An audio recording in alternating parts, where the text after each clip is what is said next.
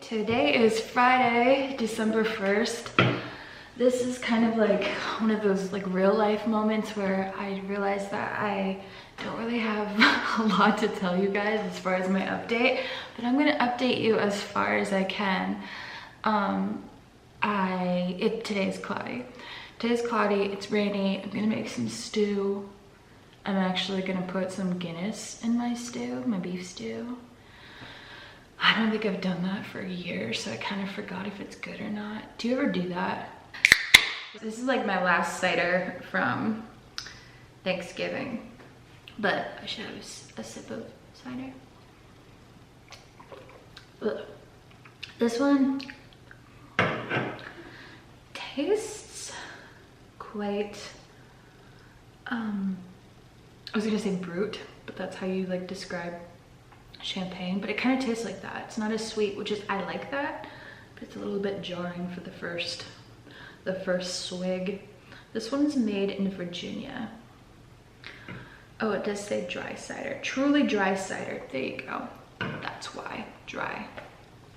Anyways, little apple can guy. Where was I? Okay, so excuses. Let's talk about dating. So I have been trying all kinds of tactics on dating, and I still do have to tell you about my one date that I did go on. Maybe I'll do that in this video. I kind of feel bad about it because like I don't really want to like say like, you know, like the specifics of the date, because like if this person ever discovered me, he'll know. But it's like, sorry. I don't think that they'll discover me, but you never know. I just don't want people to feel bad, but it's like, it's interesting to talk about what happened on the date, and it's not like, it's not like this information, it's like risk versus reward. I would rather be able to talk about it openly, right? And kind of like, maybe if you are somebody who does what he did on the date, maybe you could learn from this based upon my reaction to what he did. Or like maybe we could have like a discussion in the comments if this was just like I was out of line to think that this was wrong, right? So like maybe like if there's good and there's bad. The only bad would be like it kind of embarrasses him. But it's not like I'm gonna tell you like his name or anything, but you know what I mean? Like I don't, like the risk clearly is outweighed by like the good part. So I am gonna tell you. So that's how I judged on what to like kind of talk about publicly. So anyways, I'll explain in a minute, but I wanted to tell you that I had all these excuses last year or the year before about why I could not date. And I basically like followed those excuses down the rabbit hole of, you know, just staying basically celibate for like 2 years, which is, you know, a thing in itself. But it's also interesting to like, you know, not involve yourself with another human being in a romantic way for like that long, especially when you long for it. So I had all these excuses that were, I felt legitimate. I felt like I should turn my finances around, and somebody who would be in my life would kind of derail me from that, not because they wanted to derail me, but because that's just what happens. I would get kind of like swept up in, because that always happens to me, I would get swept up in like the romance of it, and maybe my goals would like fall to the wayside, and I really just wanted to like push on these goals and kind of create better momentum for myself on this side of my life. And so I just decided for 3 years I would make sacrifices and I wouldn't involve other people. That doesn't mean that I didn't want to like involve other people. I just wanted like a little bit of financial breathing room more than I wanted like the love of my life for that period of time. So when you do things like that are super extreme, you kind of create this mindset that's kind of layered. And well, at least I did. So my layering was like, okay, don't have a couch. I don't have a place to like, you know, kind of come. I have talked about that, but I kind of wanted to explain it in this context, which maybe you've never heard me explain because you're new, but maybe you're not new and you've already heard this, and I'm sorry. But basically, I created this like workspace where I lived because my goal was very focused on making money, building my business, and putting my head down and just kind of grinding out for like a while. And I knew that this time was temporary. I always knew that it was temporary, but I didn't know how temporary. So I just needed to develop like this ironclad mindset of this is what happens in your life, and you just do it and do it and do it until like you're kind of sick of it, or you've changed your life and you know, whatever. So for that time period, I unknowingly really just kind of prioritized everything that went along with that goal. So I didn't care if I had a couch. I mean, it sucked, but I didn't have like a place that was just cozy. Like, I don't know, it kind of sort of is weird if you invite like a random kind of like person over to your house and be like, well, let's just sit at my bar stools. Because it's not comfortable. And so if it's like for long periods of time, and so if you're hanging out and it's not comfortable, like the person is probably not going to spend that much time at my house. Or like the most comfortable place is the bed, and you don't want to, like, you know, you don't want to leave that kind of connotation that, you know, the only things that you can do at my place are hang out at my bar stool area or hang out in my bed, which is like, that's fine, but that's not fine to build like a nice kind of like well-rounded relationship. Like, it hits on those little areas of a relationship that, you know, belong there, but I don't know if that's what I really wanted. And so I just kept it like that. I kept no couch, no cozy area that you could just kind of chill. And obviously I had a table, but like, who the hell wants to like, ooh, let's have a nice flirty conversation at my table for like hours? No, you like need to build like a comfy, welcoming place that people can just chill. And so I felt like if I didn't build that, then they wouldn't come. I wouldn't want them to come. And if I didn't want them, then I wouldn't feel bad about not having it. Does that make sense? I did not watch a lot of love movies. I did not watch or listen to a lot of love audiobooks that I do now. Like, I just kind of eliminated all things that would remind myself that I don't have this, and it's painful. Because when you deny aspects of what makes you kind of like a well-balanced human, if you deny your health aspects, if you deny your money aspects, eventually things start to crack, right? You kind of have to put a little bit of energy into a bunch of them, but also like really focus on a couple of them. So I was I just chopped that love aspect out of my life, and I basically just pretended that I didn't have those wants, which is, you know, in itself probably not healthy and great, but it was like the opposite of what I'd done when I had screwed my life all up. So I just wanted to try it and see how it worked. That's how I work. I do little experiments with myself and my behavior, and like, I see what the outcome is. And so for most of my life, I'd put all of my effort into those around me and none of the effort into, like, you know, finances or, you know, doing anything that would help me long term. It was always very self-serving short term, and I saw where that got me.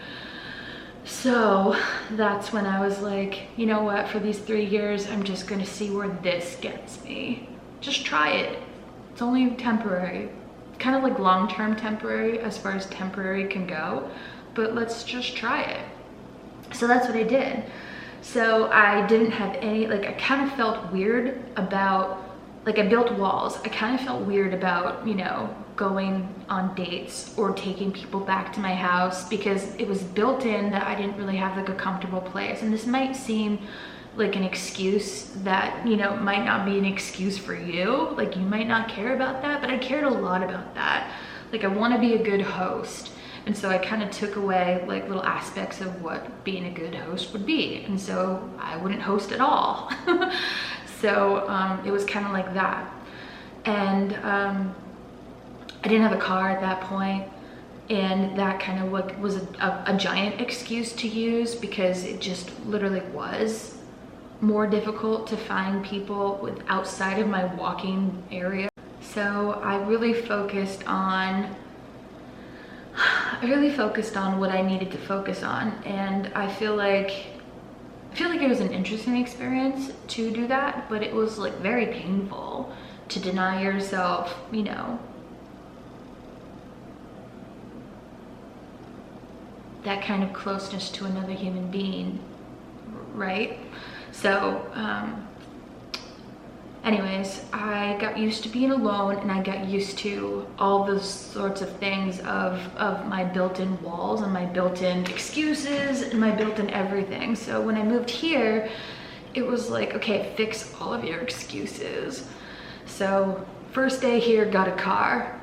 Therefore, I can involve people into my life where I can go to them or I can leave, right? Like, it doesn't have to be I'm stuck at a place that I don't want to be, and it doesn't have to be, well, I have to kind of like explain it to this person that I don't have a car and that's kind of embarrassing, blah blah blah, because people can take it different ways. Not everybody understands what you're doing. They just see you don't have a car, you must be a loser. So while that wasn't true, it kind of felt true to explain. And so I just didn't want to do it. Do you see that? Like, I just didn't want to like put myself into that position where I had to explain to somebody like anything about what I was doing, because it's like, no, not many people did what I did. So when I first got here, it was like, okay, undo all of those layers of protection from wanting what you actually do want. And so it's like accepting that I do want this again. And it's like, I moved here for the purpose of having a life where like I could do that. I could like balance my real life stuff and still be able to spend time trying to find somebody to, you know, spend my life with in whatever capacity that comes in. But your girl's a little rusty at that. And I kind of stayed in my like bubble, which is good, because had I tried for you know, actually putting myself out there and failed this whole time, I think it would be as salty as some of the people that I come in contact with, because I don't feel like a lot of people just take time off. Like, a lot of people I see, they just kind of push forward, and they don't put out like their best selves. Then like they're just tired, like I said. And when I entered like the dating market here, I was fresh and I was like ready. So my excuses were kind of like the first thing I had to deal with. I gained like 20 pounds back from the time that I was in the desert. I'd spent a lot of time trying to like figure out how to lose weight in like a healthy manner, but toward the end, my sacrifice of, you know, everything that I was doing had just taken such a toll on me that like I just didn't care. I stopped calorie counting, I stopped doing everything. And so when I first came here, one of my first excuses that popped back into my head was like, who's gonna like me if I'm 20 pounds heavier than I was when I was in the desert, you know, preparing for this time of my life where I could, you know, go and date. So I had to like address the fact that like, just because I'm 20 pounds heavier now does not mean that people won't still like me. I had those excuses in my head. So I had to like mentally tell myself that it was kind of like okay, and I logically know that, but a lot of my casual dating was when I was like 300 pounds. So a lot of my old preconceived notions of things is wrapped around people rejecting me for what I looked like then. And I was like, gaining weight equals bad. Gaining weight equals you won't get who you really want to be with, right? And so I have to like work around that. And so that's a work in progress, but I'm trying to do it in a more healthy way. And I can talk about that in a whole like the health video thing if I ever, you know, if you ever do want to hear that. But I just wanted to touch upon that as like, that was one of my early excuses. So I got rid of the car excuse, and I still had the couch excuse, but now I had the body excuse. Now it's like, you know what? You just need to like get over yourself. Just put yourself out there, and like people will either like you or not like you, and you can just go from there. So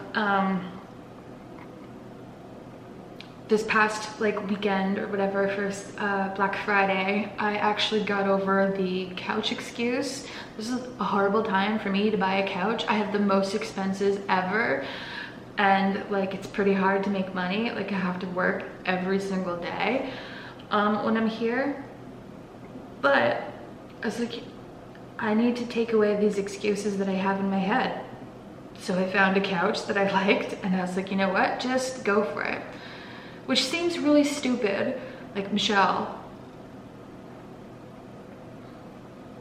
why did I do that to myself? I don't know, but I know myself well enough to know that this excuse is not gonna fix itself.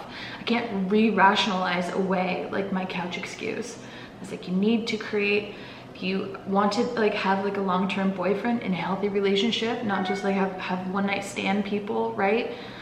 Because I wouldn't really care about one-night stand people being here and just like having to like deal with like the seating situation. You need to address this problem. You need to put action toward this problem, and you need to find a solution. So this other, you know, the other week or whatever, I put action towards it, and I found a solution that made me happy, and I got a couch. It's gonna be delivered in like 100 years, but it's coming. So that makes me feel better.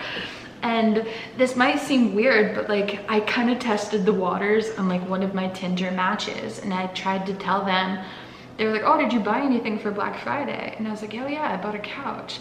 They're like, so you've been living without a couch for like a while? And I was like, yeah. So my fears of people like thinking that I'm strange or weird or whatever, like they're not completely psychotic. Like people have like judged me before when I told them in the desert that I didn't have a couch, when I was like trying to like, you know, flirt with people online or something, because I had like moments of weakness and I wanted people in my life. So that's where I got the idea that like they wouldn't really think that I was, you know, I should be taken seriously, or like my place was, I don't know what they thought, but they always reacted kind of stupidly like that. And I know that I could probably just find better people that would accept that. But like the fact of the matter is the majority of the people like would just react really weirdly.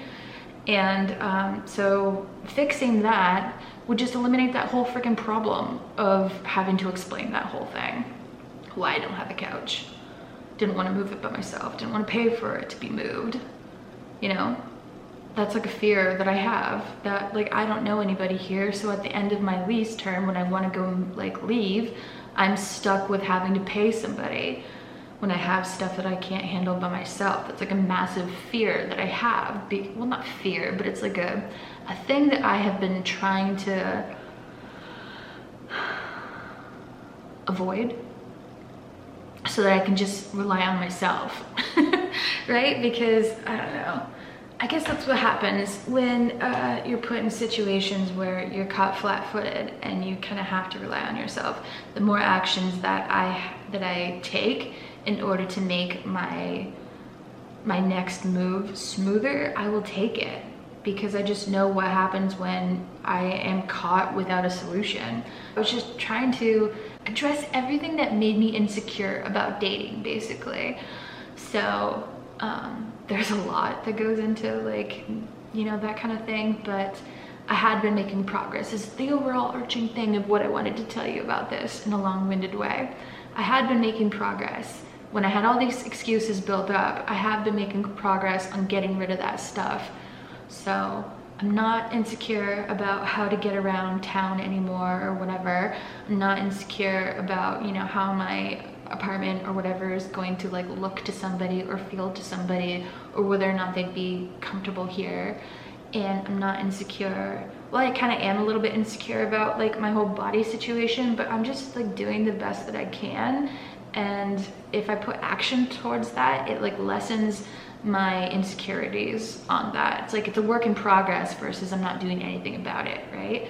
So that's how I am seeing it. So anyways, the updates for the how Tinder and how Hinge and how online dating is going, because I think I've decided that that is the way to go versus getting good at you know, picking up people in person.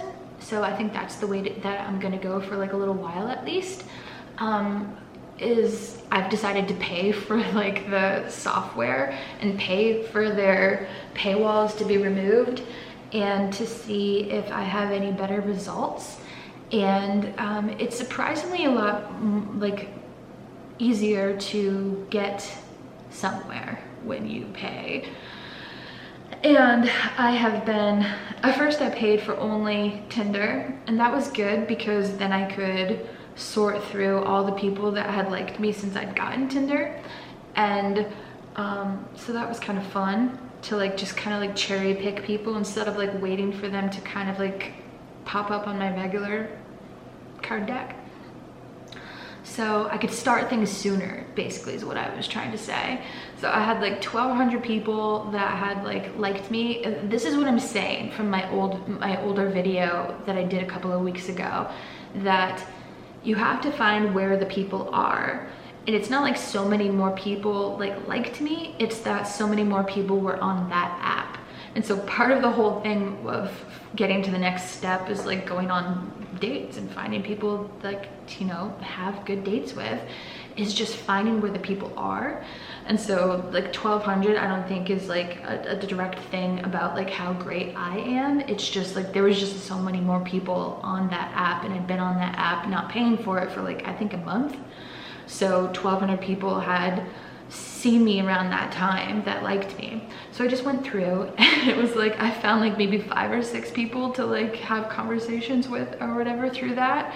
And that's when I needed to like develop like more skills on just like discerning if they were robots. And I actually like have like a good tip for you if you're in the same situation or just kind of like curious how you do it.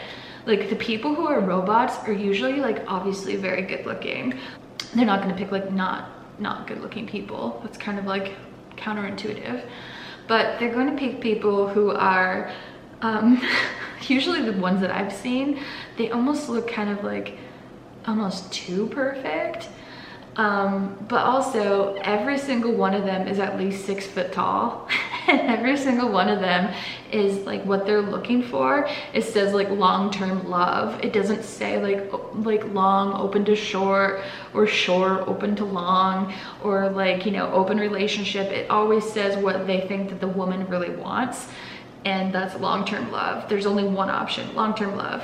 So they're a doctor, they're a pilot, they're some sort of like high earning profession, they've got perfect pictures, and sometimes they're even like the check mark by their names or whatever is checked. So you can't even just filter out all the people that don't have a verified profile, because some of those people are robots. And so what you can do is you can see how fast they try to contact you after you've matched with them, if you wanted to take a chance and see if they were a robot. So they don't really have usually a profile either. So they'll have like, you know, lots of hot pictures. They have, I'm looking for straight up love, and they have that they're super tall, because everybody wants that, I guess. I just want someone to like be taller than me. Like, I don't really want somebody shorter than me. I don't know why that matters, but I don't know. I think that kind of matters for a lot of people, and so that's my criteria. If you're taller than me, then you're in for the running. Anyways, so they usually like message you like right off. And I was telling my friend Renee, I was like, you know what?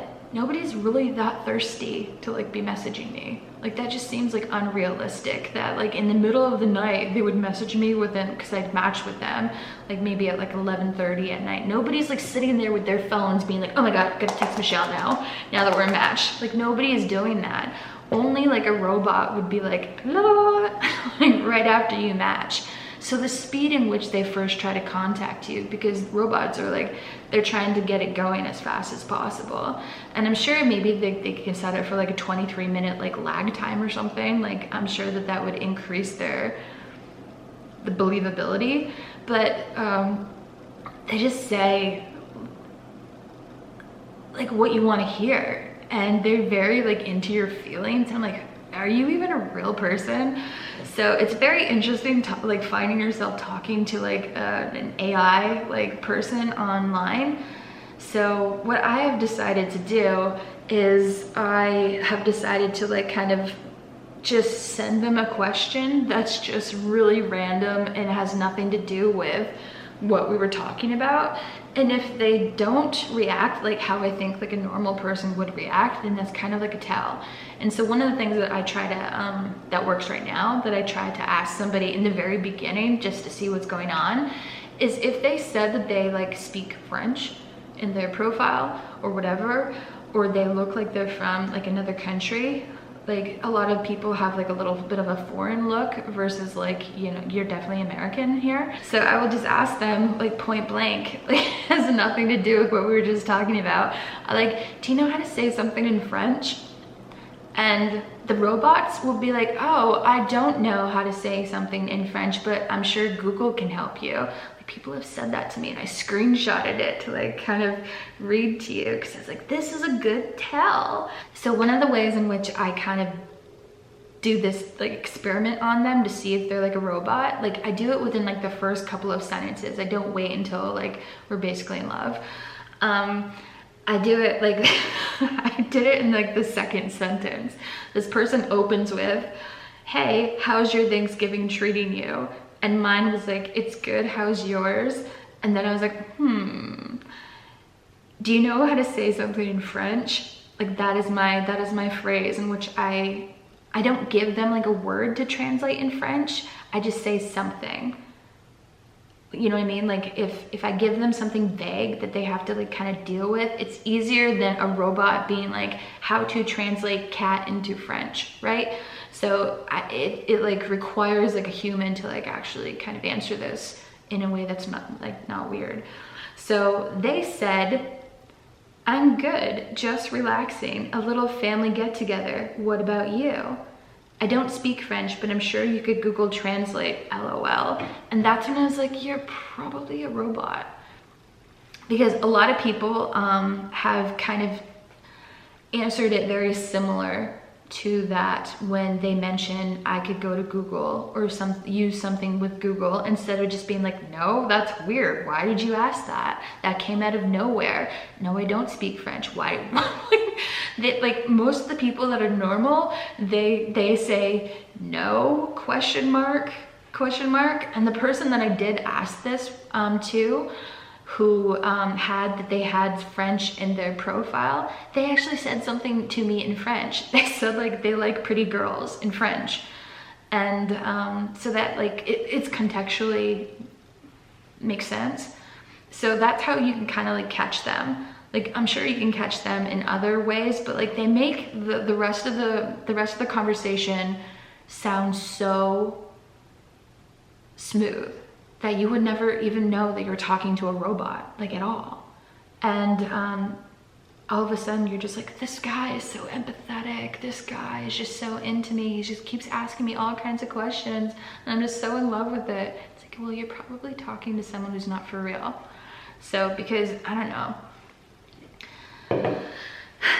I'm not saying that like guys are not empathetic or like not into you as a person or whatever, but like it's just kind of eye-opening to see how many people kind of fail at this test.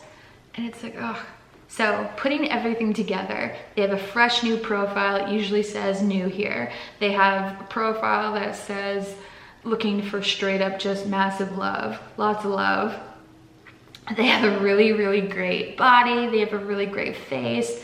They have some sort of, again, high earning career. And it's like, well, like, why are you single? Like, you know? So anyways, if I get through to somebody who passes like the whole robot test, if they think that they're fake, like one time they were like, no, question mark, why would you ask me that? I was like, oh, I just wanted to see if you're a robot. And he's like, do I seem like a robot? I was like, yes, you're hot, you do seem like a robot. So that's how it could go if they're not a robot. So anyways, when I do get past like the whole, okay, are they a robot, are they a real person, then I I kind of try to see why they're single, like try to understand, like if they're too good of a catch, like what is wrong with them? So I myself explain why I'm still single. Well, I just barely got done doing like a 3-year stint on, you know, just trying to deal with my finances, and I didn't date at all. That is why I'm still single. So I am not an ex-murderer. I just had other priorities.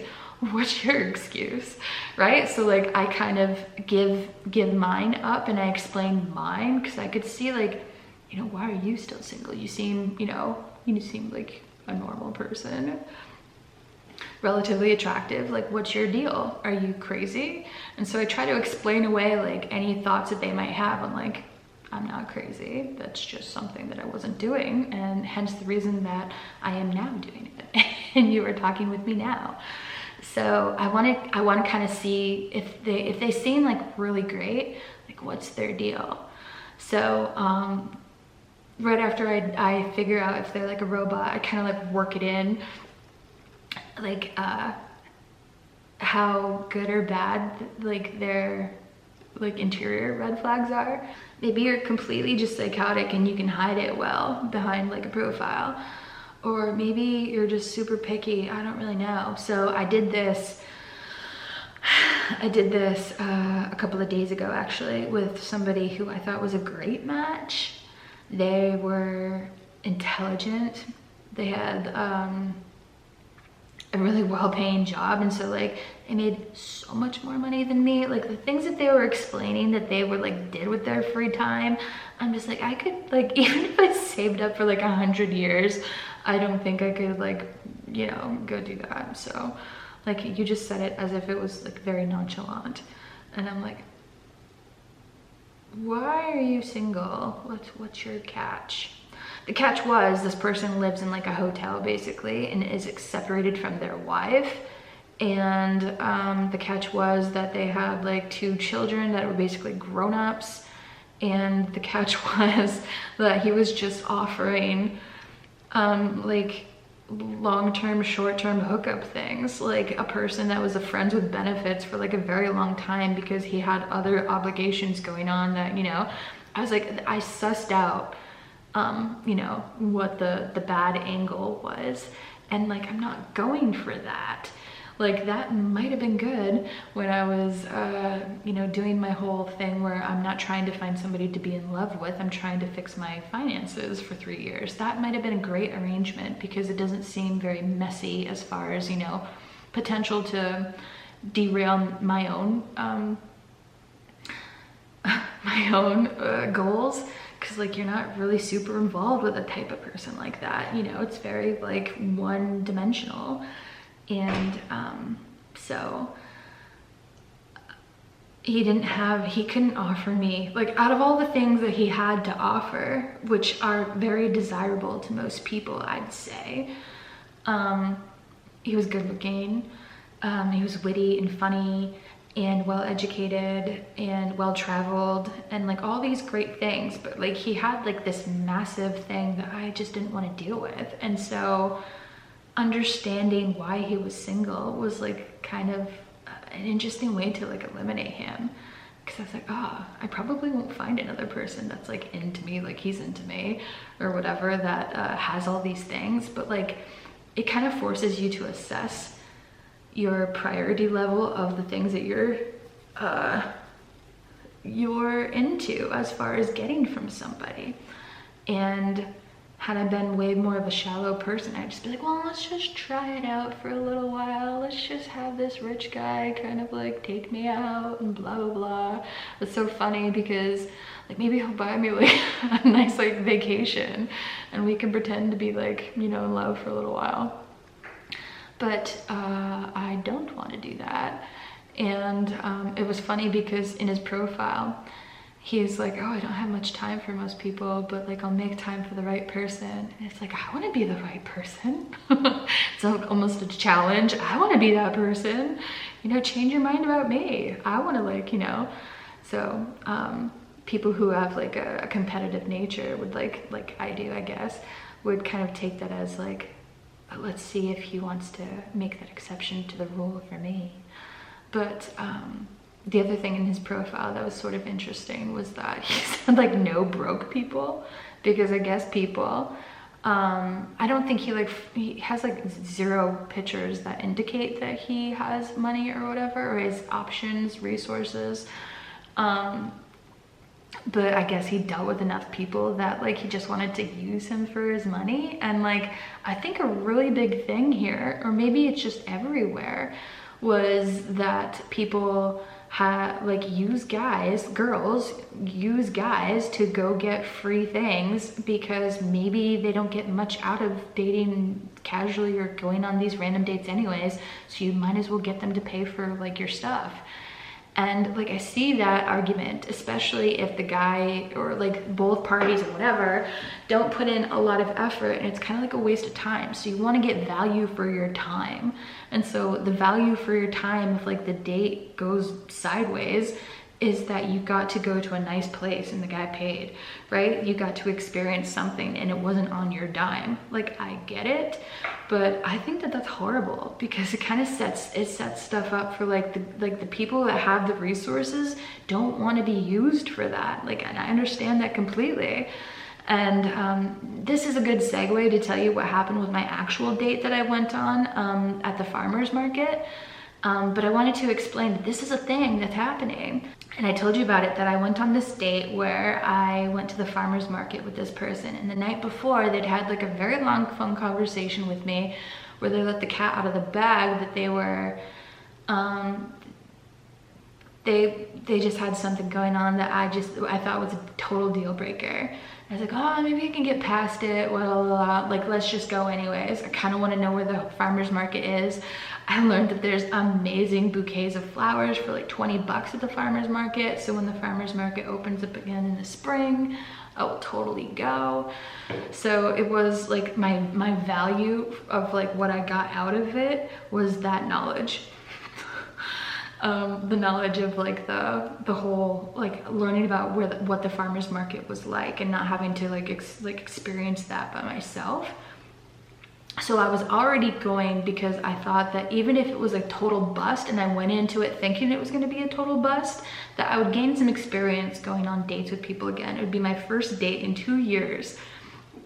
And I liked this person enough to like, you know, talk with them for 4 hours besides what they said at the end of that. And I was just like, well, maybe I'm just being kind of like super judgy, and maybe they're just better in person and it won't really matter, and like all this stuff. So I we walked around this farmer's market, and he was like visually like not what I had expected, but like I could see that being said about me, so I gave him slack about that.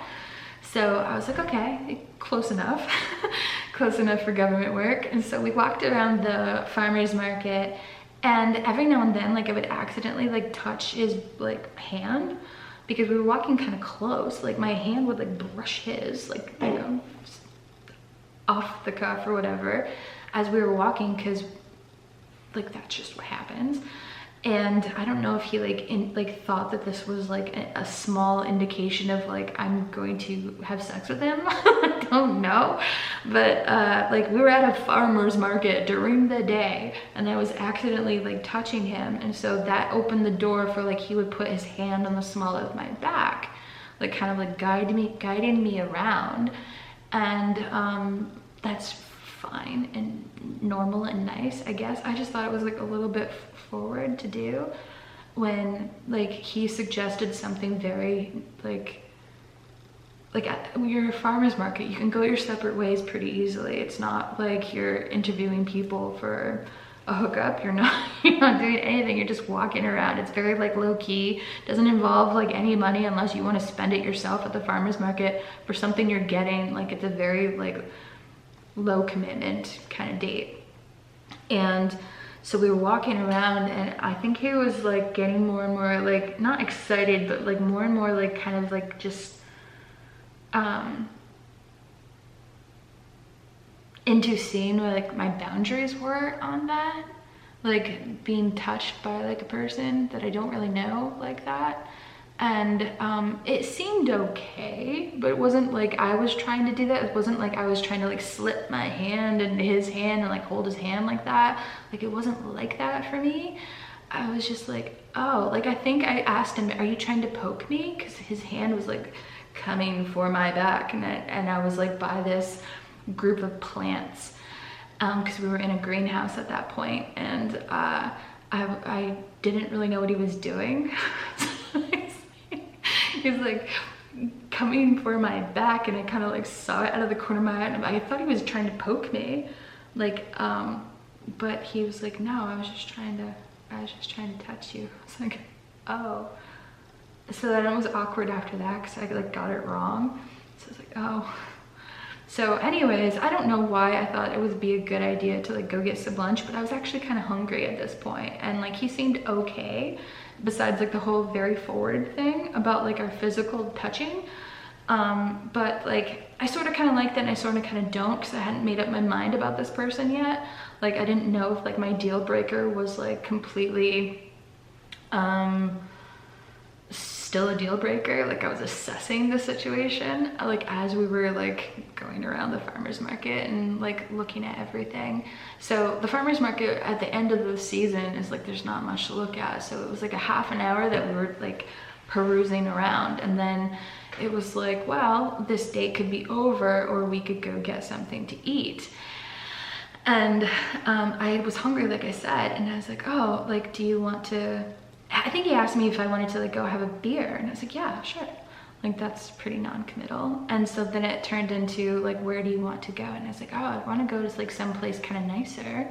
And he had previously told me that he was very cheap, and like that's fine, whatever you want to do with your money, but like I don't super get along with cheap people, because then that usually leaves me to like pick up the slack. And it was, he first suggested like a Mexican place, and I don't really like Mexican, and I was like, I don't really, you know, can we go somewhere else? Like you're from here, you should know like the best places. So he's like, oh, there's like a gourmet place that like makes like blah blah blah blah. I was like, let's try that. And he's like, well, okay. So we followed each other to over there, and then it was a great place. And he's like, oh yeah, I come here all the time with like my family or whatever. And I just thought that indicated that he was used to spending this amount of money on this kind of thing, like on a regular basis, like with people that he enjoys.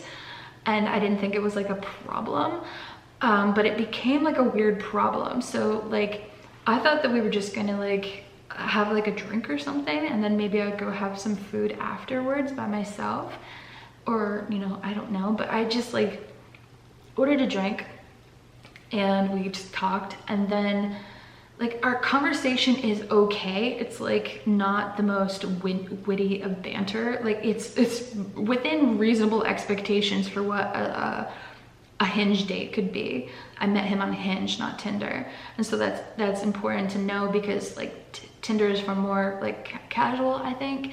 And as I said before, Hinge is for like if you're looking for love. Hinge is a pretty good app for looking for love. And usually if you're looking for love, you're like not so one and done, bam, in and out kind of mentality. So you would think that you would be more inclined to understand that the whole wine and dine thing is kind of a part of that. So like there's courtship, and there's getting to know people, and there's probably, you know, a few dates to go on before you get to like anything. So therefore it involves money. It involves money, or it involves time, or it involves some sort of skin in the game, basically, before, you know, you're kind of like okay with that.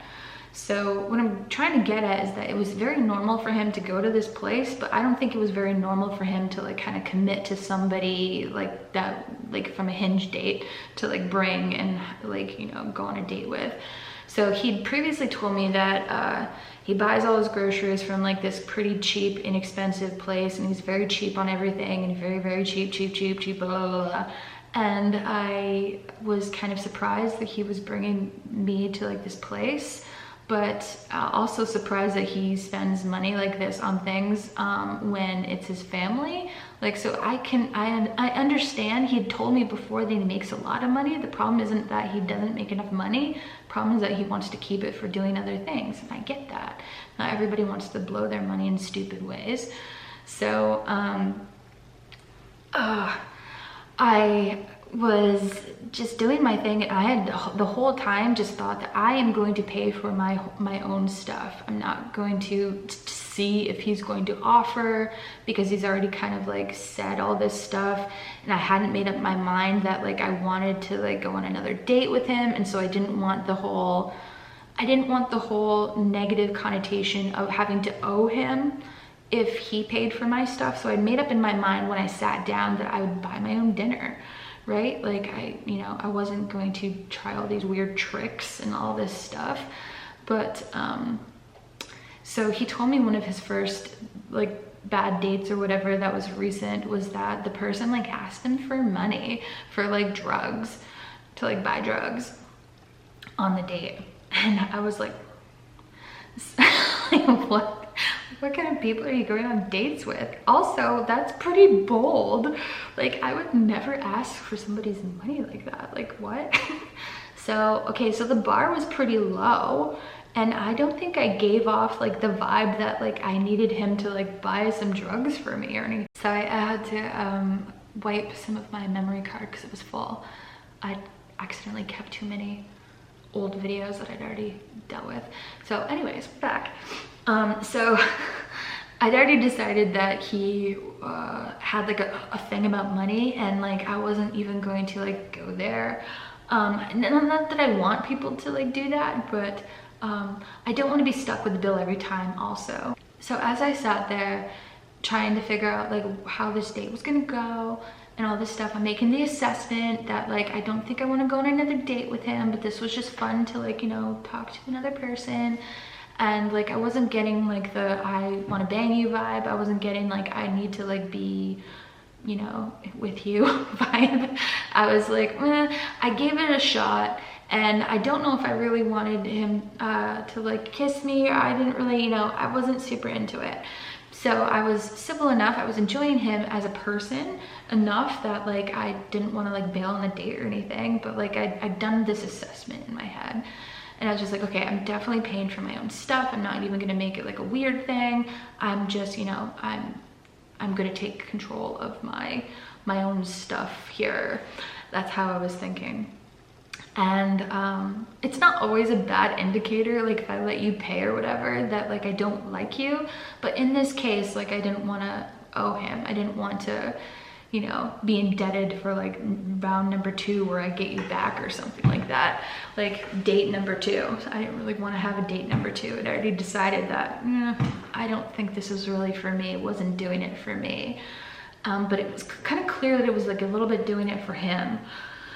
So he drank more than me and he ordered more than me. But so like in the middle of eating, like around the time where like our food was mostly gone. By the way, he ate most of his food when I went to the bathroom. So I went to the bathroom just to like give myself a break or whatever, and he hadn't touched his food at all really until like I left. So I don't know if he had like this thing where he didn't want to eat in front of me, or like he just felt like this was a great time to like, you know, eat his food. I don't know, but it was really weird that he wouldn't eat in front of me, and he would like completely demolish and eat all of his food within like the 5 minutes it took to go to the bathroom.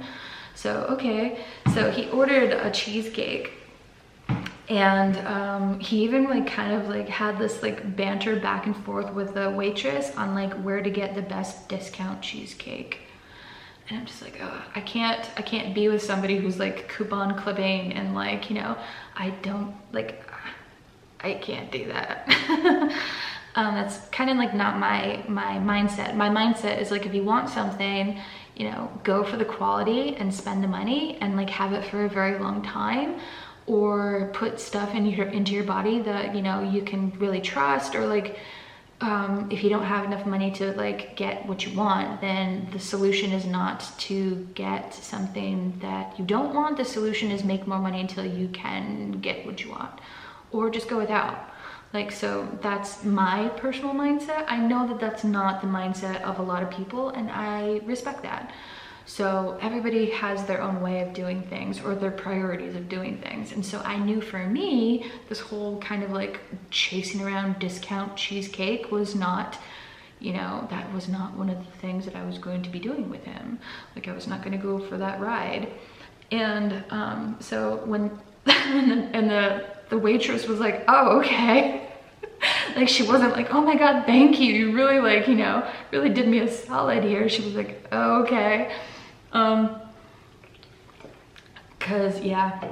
So anyways, like, we're getting toward like the part where like the cheesecake is coming, and he's on his like third drink and I'm on my second, and I only get two. And he like makes a comment about how much this was costing. He's like, you know, this is gonna be like $100 meal. And I was like, okay. Like, I wouldn't have ordered stuff if I couldn't pay for it, right? Like, I wouldn't, I just don't think like that. I don't, like, I'm not obsessed with how much money this is costing me. I'm kind of obsessed with finding somebody who's like good for my soul. And if this is what it costs me, then that's what it costs me, within like reason, right? Like, so I was viewing it as an experience. And I was viewing it as like a positive experience, even though it was going a little weird for me. Like, not off-puttingly weird, but just like we weren't matching in our like of each other. And I didn't really know what to do with that, because it was very clear to me that I would have to kind of have a little bit of a talk with this person. So anyways,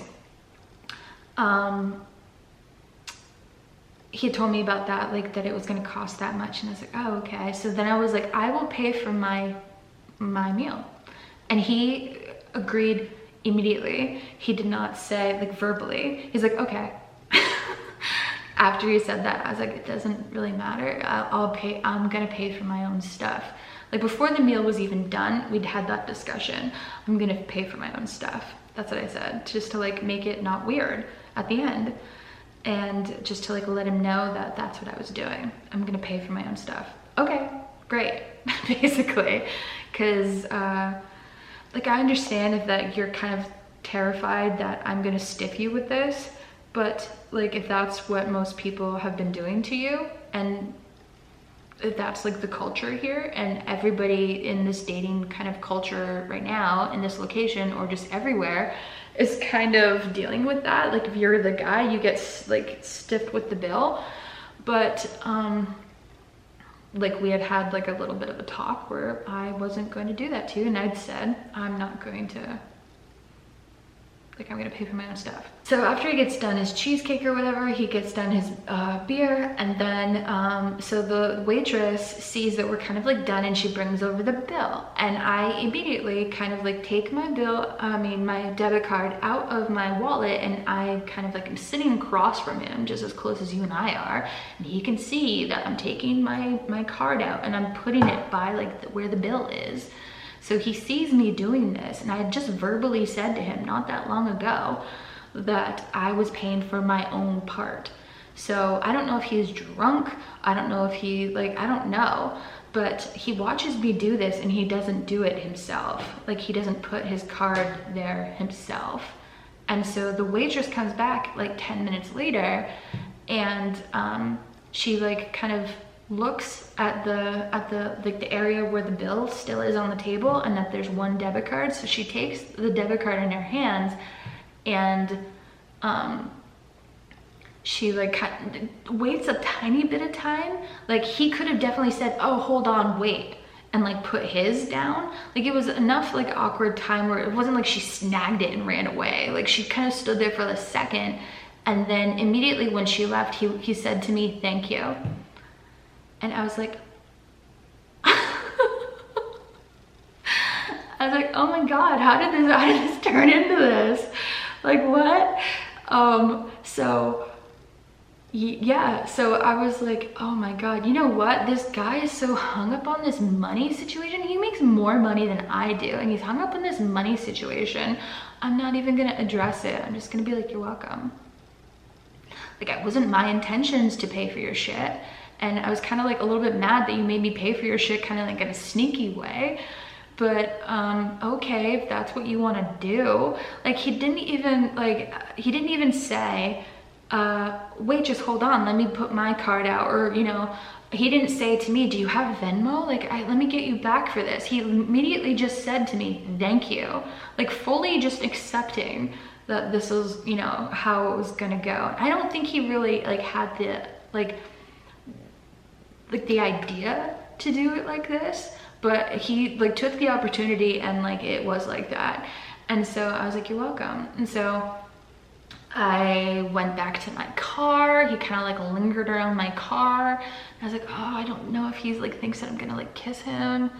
Like, I think he had told me previously that he doesn't kiss on the first date. And so I was previously not scared that that might happen. But I was getting kind of scared that that might happen because he was like lingering around my car.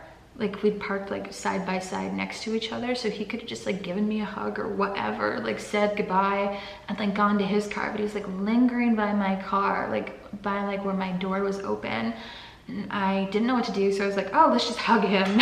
You know, that'll like block the kiss problem. And well, he's like, well, I've never had you know, somebody like pay for my stuff. And I was like, well, I did. And I was like, bye. And then he was like, oh, text me when you get back. Because I lived 30 minutes away from where we met up, because he lived in that city. So I texted him when I got back, and he was like, oh, that was exhausting. I'm just gonna like, you know, hang out with my dog, and that was exhausting. I was like, how exhausting was it for you? Like, that's kind of rude to say. That was exhausting. Because I was like, well, I got back home and I hope that you can relax now. He's like, yeah, that was exhausting. I was like, you know what is exhausting is having to like deal with like this kind of situation, and now like you don't get it that I don't like you. And I'm sure that like I gave off like all kinds of mixed signals, because it's like awkward to do in person when this is happening. So I waited until the next morning when he's like, good morning, sunshine, like those kinds of texts. And yeah, I was just like, you know what, this isn't working. I hope that you know, you find the kind of passion and, you know, whatever that you're looking for. And I like made it kind of like, oh, this wasn't the kind of passion I'm looking for. And I said it point blank, and I didn't like waste his time. And but I didn't want to tell him like right off, like that night, like, I just paid for your shit, I don't like you, bye. Like the whole thing was just not what I wanted. And I tried, but like I don't really want to, I don't mind pain, but I don't want somebody to like, I don't want someone to like act like that.